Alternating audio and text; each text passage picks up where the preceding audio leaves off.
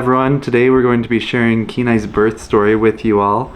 It was a little bit of a roller coaster, and Laura was a champ, and she held on until she was almost too late to go to the hospital, but it made for a really exciting and adrenaline-filled birth. So it's a fun story, and this little guy is so cute.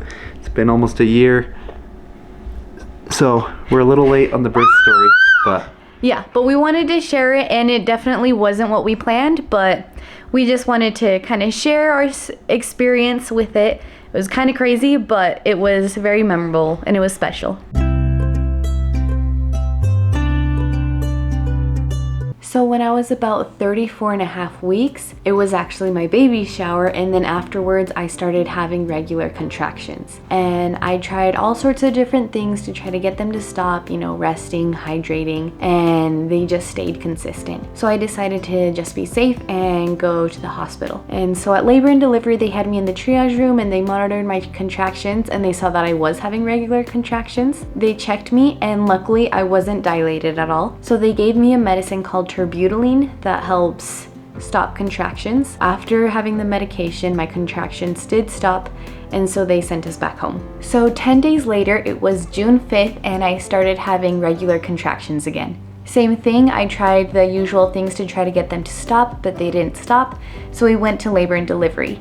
There they had me monitored again, and they saw that I was having very consistent contractions, and then this time they checked me and I was dilated 1 centimeter. And the nurse said that my cervix was also very soft. And so they gave me one more dose of terbutaline to stop the contractions. And so they sent us home, and that night I just had insomnia. I couldn't really sleep well.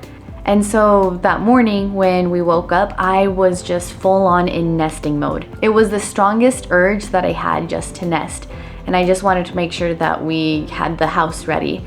And so my family was really nice. Some of them came and helped us with cleaning, with organizing some things, and also with helping take care of Isaac. So I was very busy just throughout the day, and then throughout the day I also had just a little bit of cramping and pressure, and so I tried my best to try to stay off of my feet, but I just wanted to nest and get things ready because I knew that the baby could come soon. So that afternoon I took a nap, I was trying to rest, and then I noticed in the evening I did start to have a lot more cramping and pressure. And it was really uncomfortable, but I wasn't having super consistent contractions. It was just more like the crampy pain that I was having. In the evening I started to feel kind of tender and started feeling more pressure and cramping. And so throughout the evening I would just spend time sitting on my birthing ball, trying to relax. I even took a bath, and my contractions didn't go away. And usually taking a bath and resting does help with the contractions. So Jared was really nice. He was just helping take care of Isaac and put him to bed, and I was just trying to relax and try to get comfortable, but I was just still really uncomfortable. But I noticed that my contractions weren't just like super noticeably consistent. I noticed I was having the contractions and I was in pain, but I didn't feel a need to time my contractions. And so we got ready for bed, and I was trying to sleep, but I just could not sleep. I just kept tossing and turning. I could not get comfortable. I was having contractions, but they weren't super painful. And so I was just trying to get comfortable, and I was just tossing and turning for quite a long time. And I remember I was just laying in bed, and I would put some lavender essential oil on my wrists, and I was just trying to breathe through the contractions, just trying to relax. I was hoping that I would just fall asleep. I kept telling myself, okay, just fall asleep and then I can sleep through the contractions and get some rest. But I was still just tossing and turning. And for some reason, I was just looking at my phone, and I was looking at pictures of Isaac when he was a newborn and when he was a baby, and also pictures of Evelyn. And I was just kind of remembering their births and how that happened. And then around 1 in the morning, I went to go to the bathroom and I lost my mucus plug. At the time, I wasn't sure that it was my mucus plug, just because I never experienced that with any of the other labors, so I wasn't sure if that's what it was. And so I told myself, okay, it probably is. And so I said, okay, I'll just sleep through the night, and then tomorrow in the morning I can call my OB's office and then see if I can get an appointment tomorrow to get checked. So that was my plan. I thought like, oh, okay, maybe the baby is coming this week. So I just wanted to try to get some sleep because I was still just really tired. And so after that, I was still just tossing and turning. I just could not get some sleep. And then around 3 in the morning, I noticed that the contractions were starting to get more painful. So I went to the bathroom again and I sat on my birthing ball. I wasn't comfortable laying down, so I was just sitting on my birthing ball.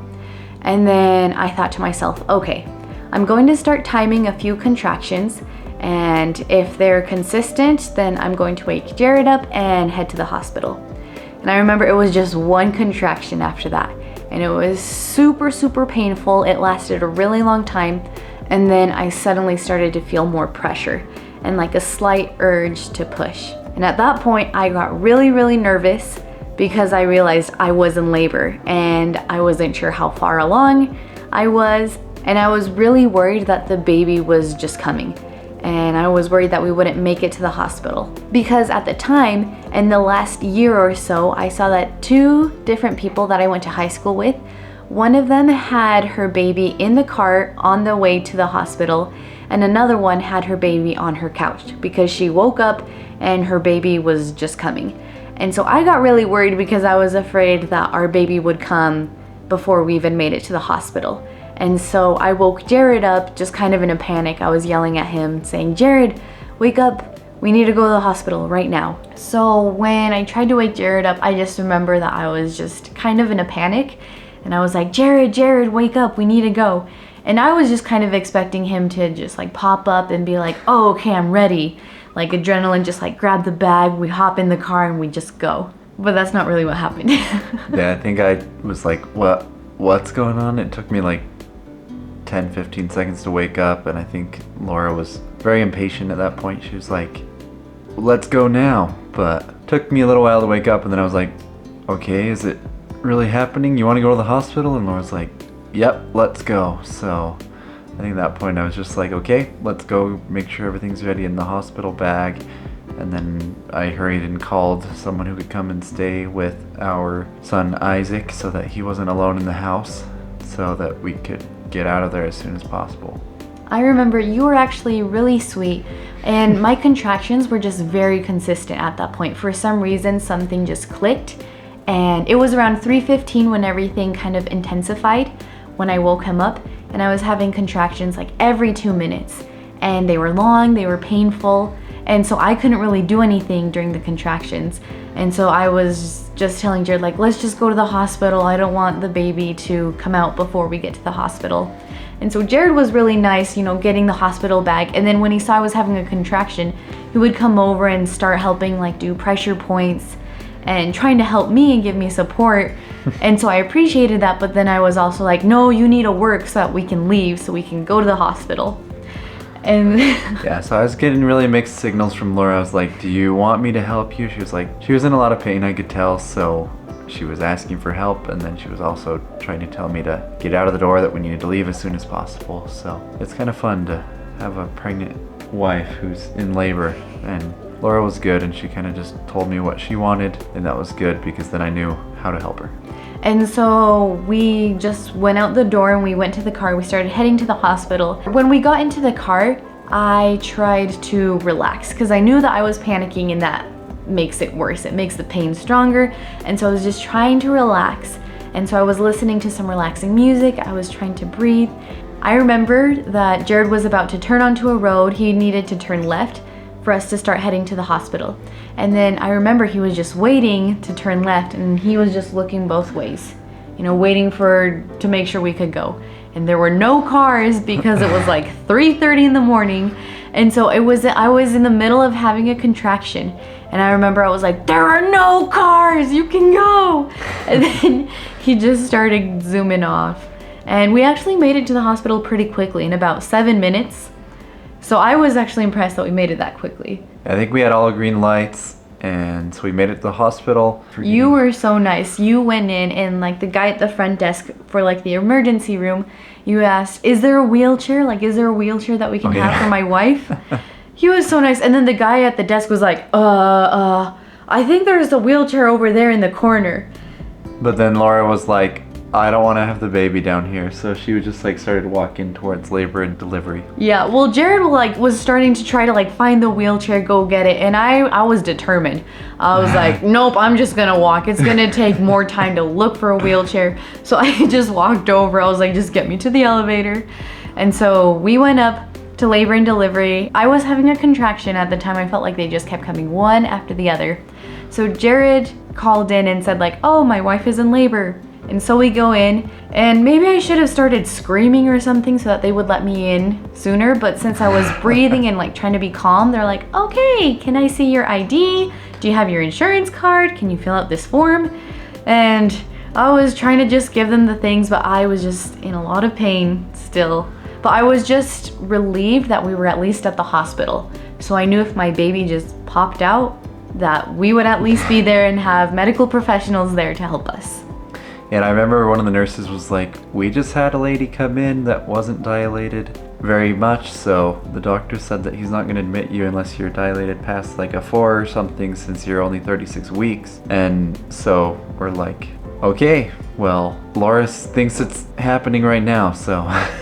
So they sent us to the triage room, and luckily it was the same nurse that was on the night before when we were there at the hospital. And so she remembered me, and so she told us, she was like, hey, just, you know, since you're 36 weeks, we just want to make sure that you actually are in labor. And so she checked me and she asked me, how dilated do you think you are?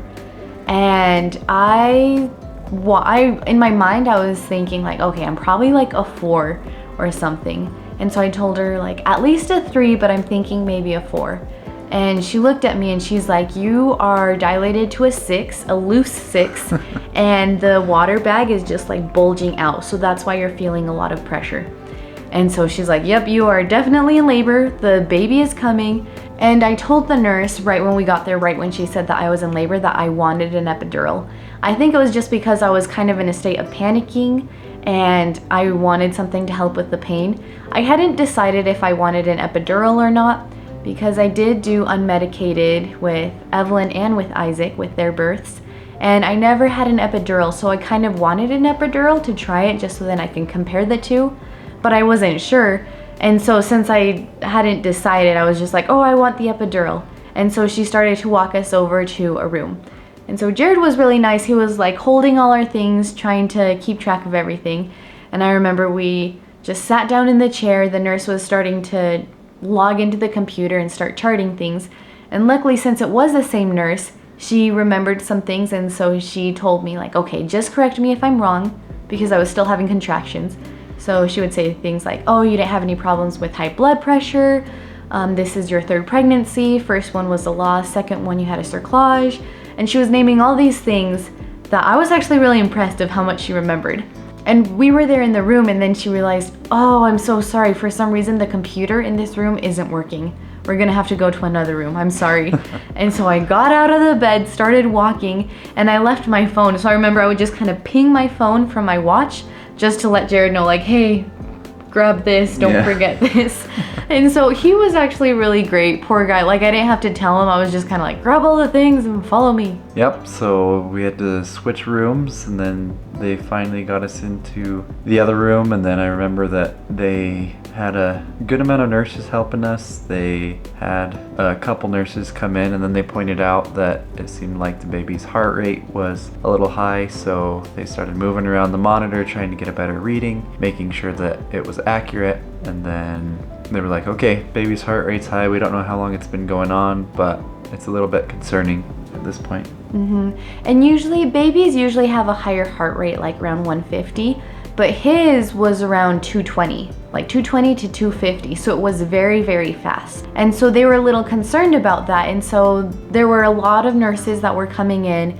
They were charting, asking me questions, putting my IV in. So at this point, all the nurses were there kind of charting. I was still having very strong contractions.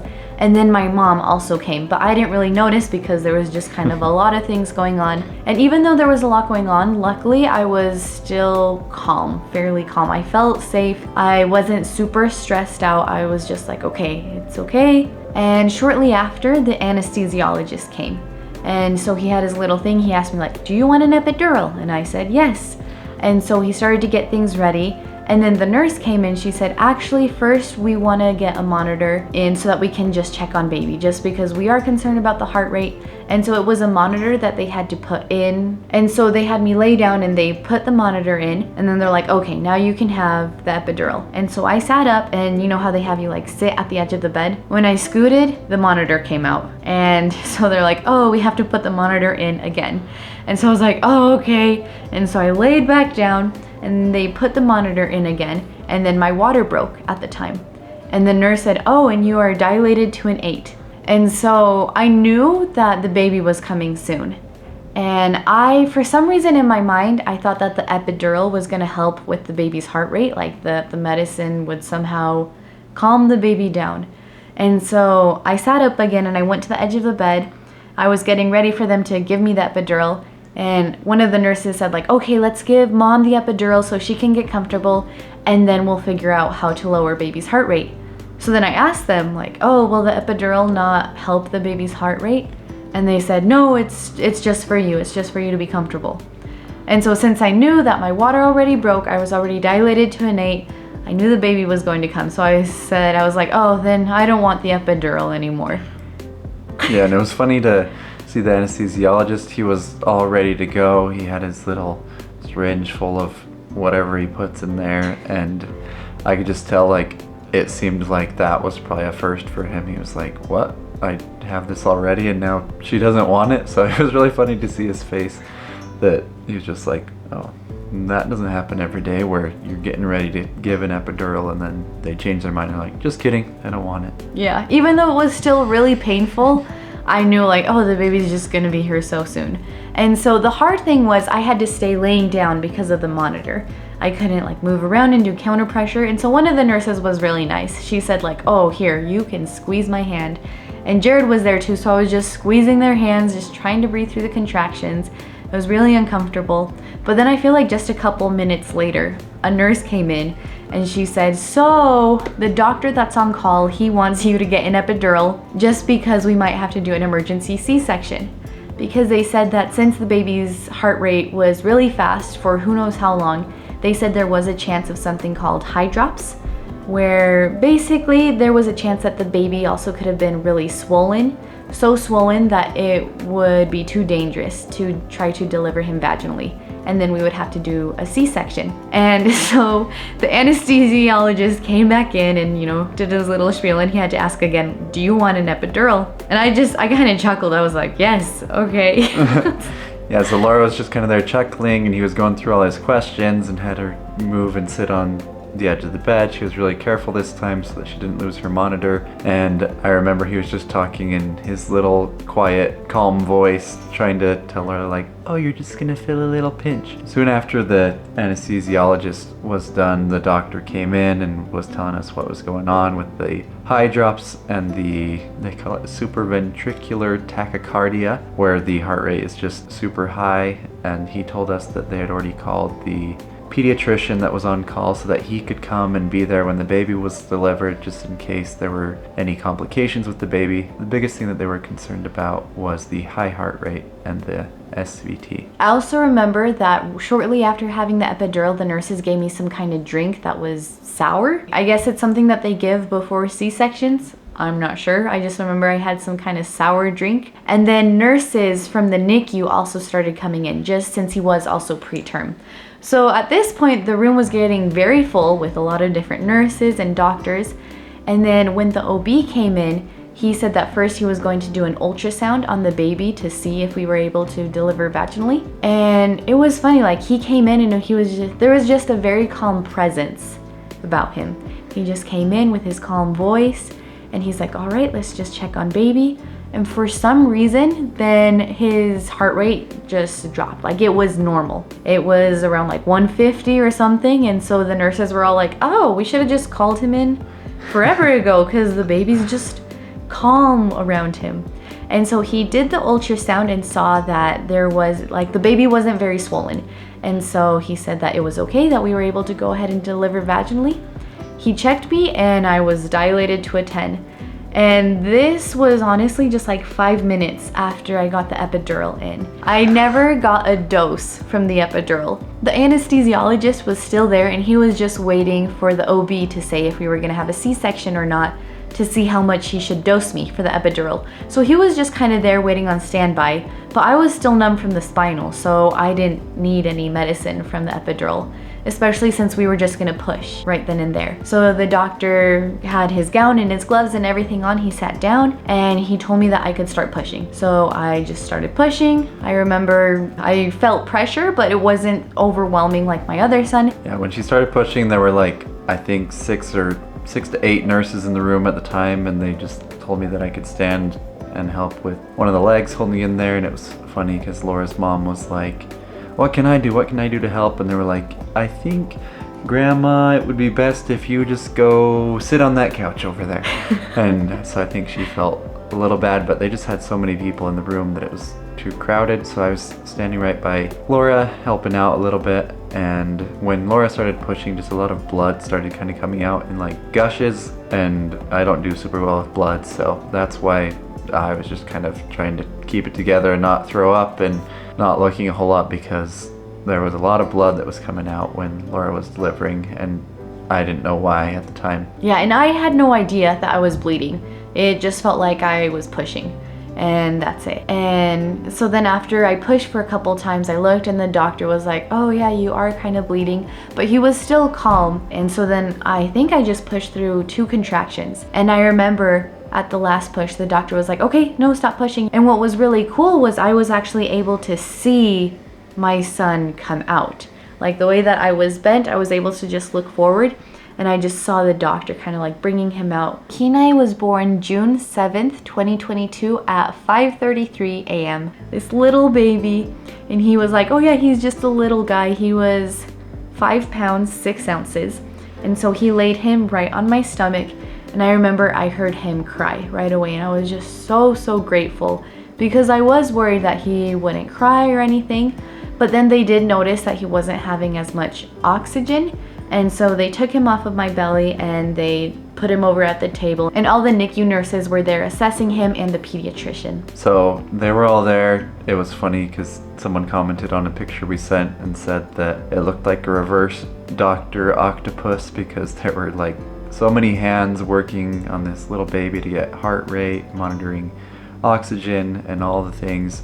So he was just there crying this whole time. He looked pretty good and just a little on the small side. And then the doctors kept monitoring him. They said that his oxygen was a little low. They gave it a good 30 seconds to a minute, and they said that for some reason they couldn't get his oxygen to go back up no matter what they tried. Yeah, and so then he was taken to the NICU right away. And so Jared went with him. I didn't want him to be alone, so I sent Jared over with him. And the doctor kind of finished up with me, and turns out I had a partial placental abruption, and that's why I was bleeding. And that's also probably why he came early. They had to push very hard on my uterus to try to get the whole placenta to come out. And I was very grateful that I was numb from the spinal still, because they really had to try to push and try to elbow me. So the nurse was really nice. She was like, you're probably gonna hate me, but I do not want you to, keep bleeding or have the placenta still inside of you. And so they massaged me really good. Luckily, I didn't tear at all this time with delivering Kenai. I tore really badly with Isaac, and so I was so grateful that I didn't tear at all with Kenai. And since I was still numb from the spinal, I honestly felt really great physically. I wasn't in a lot of pain, I felt comfortable. So physically I was feeling really good, but it was really hard to not be with my baby. I always look forward to skin, to having those precious first moments with the baby. And it was just really sad that he was just taken to the NICU. And so I just wanted to be able to see him as soon as I could, but things did not go as we planned with him being in the NICU. And we'll make another video talking all about that, because a lot of things happened when he was in the NICU. He was actually in the NICU at the hospital, and then was actually later life-flighted to a different hospital. It was definitely kind of a whirlwind, and that's kind of how the whole labor was. It was like, oh, we're gonna do this, oh, just kidding, now this, oh, now this, now this.